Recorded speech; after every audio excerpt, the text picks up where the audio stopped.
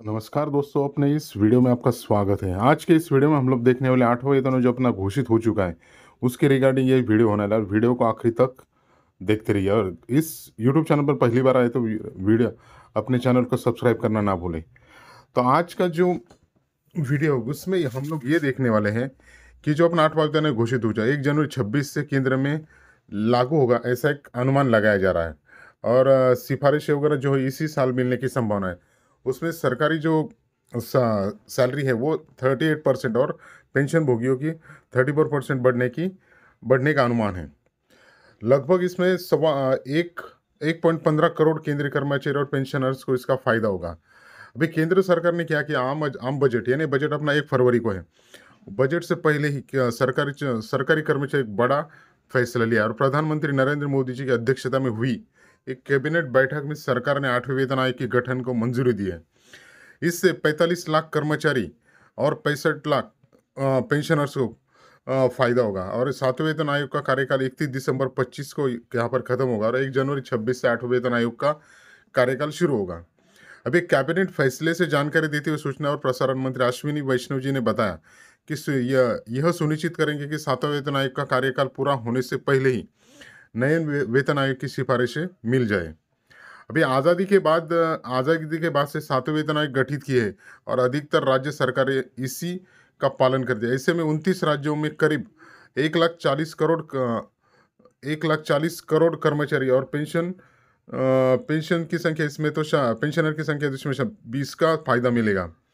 पिछले आयोग से सरकार पर वेतन पेंशन से 1 लाख करोड़ रुपए का बोझा आया था। नए वेतन आयोग के जरिए ही अर्थव्यवस्था में 2 लाख करोड़ का आने का अनुमान है। और अश्विनी वैष्णव जी के मुताबिक नए वेतन आयोग के लिए चेयरमैन और 2 सदस्यों की नियुक्ति जल्द ही की जाएगी। अभी इसमें क्या है वो अभी डिटेल में देखते हैं। जैसे न्यूनतम वेतन 18,000 से बढ़कर लगभग 46,000 होगा और ग्रेजुएट भी करीब 2.5 गुना तक बढ़ जाएगी। अब इसमें उच्चतम वेतन में कितनी वृद्धि संभव है उसके बारे में देखते हैं। अभी 7वें वेतनमान क्या है, तो उच्चतम ग्रेड वाले सेक्रेटरी लेवल के अधिकतम का मूल वेतन 2.5 लाख रुपए।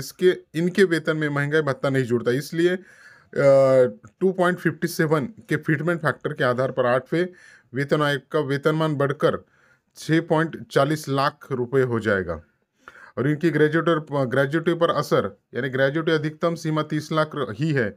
अगर सरकार यह नहीं बढ़ाई तो यथावत रहेगी।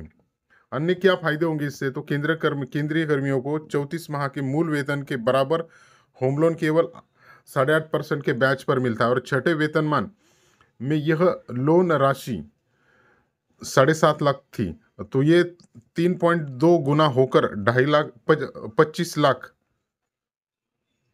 के करीब पहुंच जाएगी और 8वें वेतन में यह बढ़कर 80 लाख हो जाएगी। अभी पेंशन की राशि में कैसे बढ़ोतरी होगी, तो छठे वेतन में पेंशन में 14 और 7वें में 23.66 तक बढ़ी थी और इस फार्मूले के आधार से इस बार पेंशन न्यूनतम 34% तक बढ़ेगी। अभी जैसे उदाहरण से समझना है तो एक रिटायर आयकर अधिकारी, उनकी अंतिम बेसिक सैलरी 80,000 थी, तो इन्हें प्रति माह 40,000 रुपये पेंशन मिल रही है। अंतिम बेसिक 80,000 पर 34% यानी बढ़ोतरी 27,200 तक बढ़ जाएगी। यानी अब पेंशन बढ़कर 40 प्लस 27,200 यानी 67,200 तक हो जाएगी। इस प्रकार से ये जो अपना जो 34% जो पेंशन का बोल रहे हैं। अभी न्यूनतम वेतन बढ़ने का गणित क्या है, 7वें वेतन में क्या है, तो किसी का न्यूनतम वेतन 18,000 है तो वो महंगाई भत्ता 53% और 31 दिसंबर 25 से पहले 2 बार यानी 3 भी महंगाई भत्ता मिलता है, यानी कुल महंगाई भत्ता 59% हो जाएगी। इससे जोड़कर 8वें वेतन मान लगने से पहले कुल वेतन 28,620 होगा। और ये तो 7वें का हुआ, लेकिन 8वें वेतन में क्या होगा, तो संभावित फिटमेंट फैक्टर 2.57 से लेकर 2.90 तक रहेगा, यानी वेतन इतने गुना की बढ़ोतरी होगी। अभी 2.57 से गणना करें तो भी न्यूनतम वेतन 18,000 से बढ़कर 46,260 हो जाएगा, यानी न्यूनतम वेतन 46,260 माइनस 28,620 बराबर लगभग 17,640 बढ़ेगा, यानी 38.13% की वृद्धि हो सकती है। ग्रेजुएट और ग्रेजुएट 4.89 लाख से 12.56 लाख होगी। इस प्रकार ये होगा। अभी इकोनॉमी में 2 लाख करोड़ आएंगे का, और खर्च की क्षमता बढ़ेगी, तो वो कैसे होगा? आयकर विभाग के डेटा के अनुसार देश में वेतन से व्यक्तिगत आय 2016-17 में कुल 13.96 लाख करोड़ की थी, और सातों वेतन लगने के बाद वेतन से व्यक्तिगत आय 17-18 में बढ़कर वो 15.94 लाख करोड़ हुई थी, यानी कि 14.18% की बढ़ोतरी हुई थी। अभी अर्थव्यवस्था मांग और खपत दोनों बढ़ती है। ईवाई इंडिया के मुख्य नीति सलाहकार डी के श्रीवास्तव जी ने बताया कि 1947 से अब तक सातों वेतनमान ने सरकारी खर्च तो बढ़ाए, पर लाखों लोगों की वित्तीय स्थिति में सुधारी। अभी सातवें वेतन आयोग में सरकारी खर्च 1 लाख करोड़ बढ़ा था। इसमें 2 बदलाव दिए गए। पहले तो पैसा या तो बैंक में जाता है या फिर बाजार में खर्च होता है।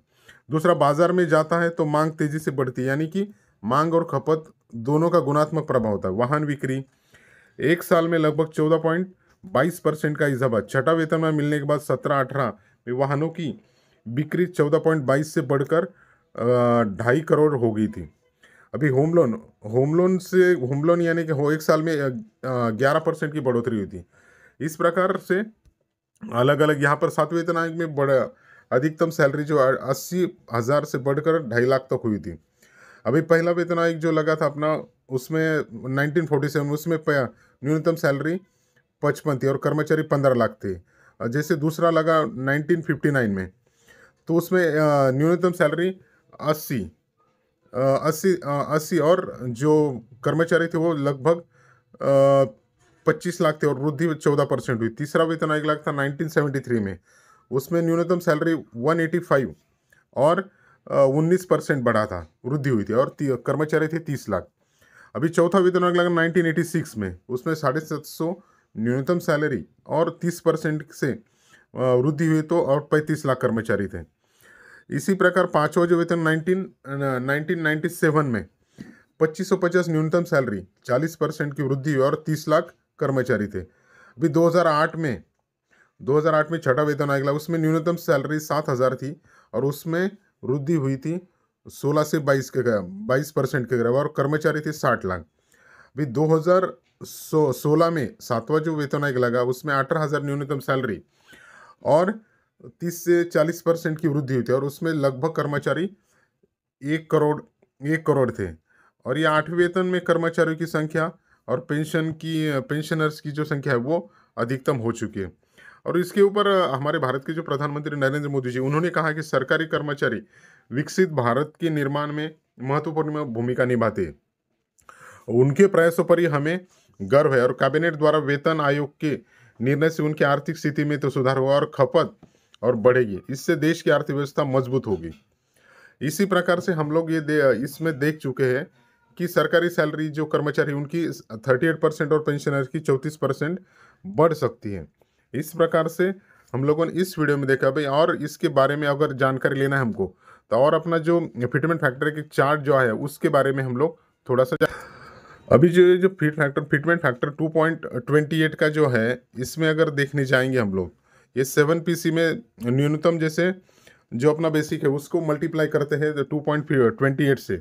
अभी न्यूनतम सैलरी अभी जैसे हमने पकड़ा कि 18,000 सो 2.28 से करेंगे तो 41,000 हो गए। इस प्रकार से ये जो चार्ट है यहाँ पर हम लोग देख सकते हैं। यहाँ पर लेवल 1, लेवल 2, लेवल 3, लेवल 4 और लेवल 5 दिया है। अभी अगर जैसे यहाँ पर किसी का बेसिक लेवल 5 में 2800 ग्रेड पे के हिसाब से 29,200 है, तो उसका जो 8 पे है अपना 8 पे कमीशन, उसमें 66,600 ये उनकी सैलरी हो जाएगी। तो इस प्रकार से हम लोग इसमें देख सकते हैं। अगर आप लोगों को ये चार्ट चाहिए तो कमेंट में ज़रूर बताइए, तो इसको लिंक डिस्क्रिप्शन में इसका लिंक या PDF मैं भी डाल दूंगा। इस प्रकार से हम लोग देख सकते हैं कि पूरा चार्ट है और इस हिसाब से लेवल 1 to 5 तक जो है वो बढ़ाने के लिए अनुमान लगाए जा रहे हैं। और ये क्या है, फिलहाल तो प्रोजेक्टेड है, लेकिन लगभग इतना तय है कि 2.28 से हो सकता है। इस प्रकार से दोस्तों, अगर वीडियो पसंद आया तो लाइक, शेयर और सब्सक्राइब करना ना भूलें। Thank you.